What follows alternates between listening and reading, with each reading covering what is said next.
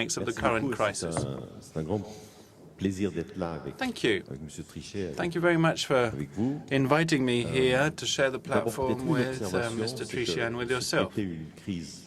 Let me, at the outset, say that what started as a financial crisis is quite simply nowadays a global crisis focusing on growth.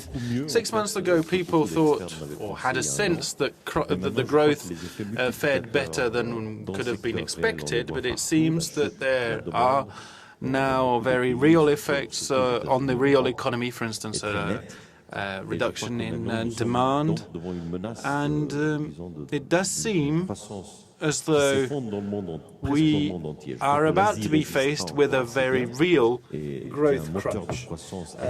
Asia still has a very real engine for growth in India and China, so Asia as a whole will fare slightly better for a bit longer. But I am slightly worried, indeed very worried, about the situation of Europe and Latin America, countries that had enjoyed this buoyant growth over 2002-2007. So we're now faced with a crisis in the real economy, and that's where the problem will be. Maybe three comments. I'd like to make three comments that, in a way, are questions I'd like to put to Monsieur Trichet and make the most of his presence here this evening. First of all, for many years now, there's been a question about the supervision of the system from the point of view of banks. What was the point, or what was the best role central banks could or should play? Now, if you look at the current situation, you can see indeed that central banks are really at the forefront of all this. They're on the front line. They're managing the situation on the day-to-day basis. So the question is, and remains in a way, should we have banking supervision from the central banks? Now, people used to argue for separation of functions because it guaranteed, theoretically, monetary policy and its independence. But I think that we're seeing now that central banks have to do a bit more than just manage monetary policy. Now, and that's my second question, tend to think that in any human society there needs to be something of a balance between risks and taking risks and the taking of risks as a driver for growth and competition on the one hand, and on the other, a need for safety. It seems that this financial capitalism that we have become familiar with over the last 10 years has swung too much towards risk-taking.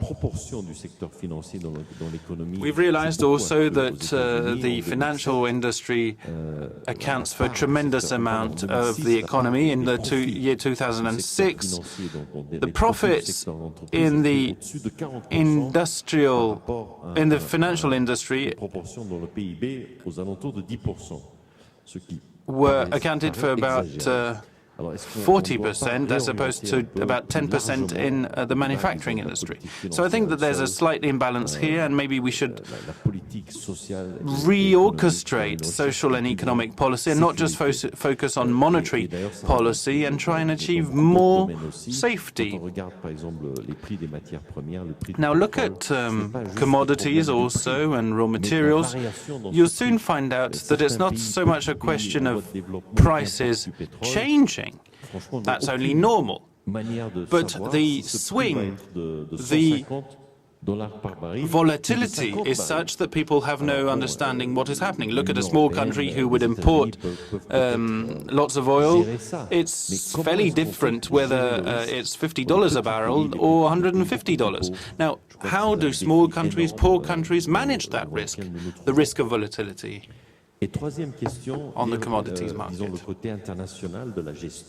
Third aspect, third question, the international issue. Now, Mr. Trichet has told us that there is excellent cooperation between central banks. I feel that that's vital. I hope there's also good cooperation with finance ministries. But I wonder what these institutions can do. I mean, you mentioned the Forum for Financial Stability, but you didn't mention the IMF. My question, therefore, is, well, what role can the IMF play in the 21st century? After all, the IMF is representative of the entire world. There are shareholders in the IMF from across the world. Of course, there are still imbalances, and maybe we should rebalance the makeup of the board. But I wonder whether the IMF, with its wealth of economists and experts, couldn't play a greater role in the current situation. Could we maybe draw on the resources of the IMF to work, of course, in emerging countries and developing countries, as had become traditional over the last 20 years. But couldn't the IMF also play a role to assist in consultation, cooperation in a tax, budget and financial policy?